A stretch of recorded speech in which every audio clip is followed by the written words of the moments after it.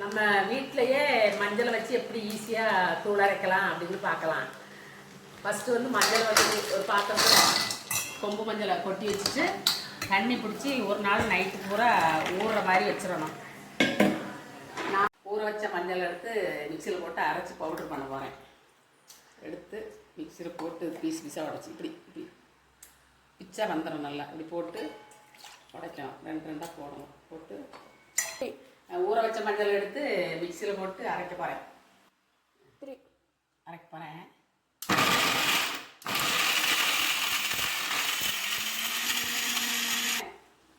மிக்சியில் ஊற வைக்காமல் அரைச்சா பிளேடு உடஞ்சி போயிடும். இப்போ இதை அரைச்சி இதை காய வச்சு மறுபடியும் ஒரு வாட்டி லைஸாக அரைச்ச போதும் பவுடர் ஆயிரும். இதுவே வெயிலில் காய வைக்க போகிறேன். தட்டில் கொட்டி வெயிலில் காய வைக்க போகிறேன். ஈஸியாக இருக்கும். ஒரிஜினல் மஞ்சள் நமக்கு கிடைக்கும். சாயந்தரத்துக்குள்ளே காஞ்சிரும். காய வைக்கலாமா? வெயிலில் காய வைக்க போகிறேன். மேலே வைக்கணும், தான் தூசி விடாது. சரி சரி. ஒரு 4 பூரா காய வச்சுருக்கு. நல்லா காஞ்சிருச்சு. இன்னும் ஒரு தடவை அரைச்சி ஸ்டோர் பண்ணி வச்சுக்கலாம்.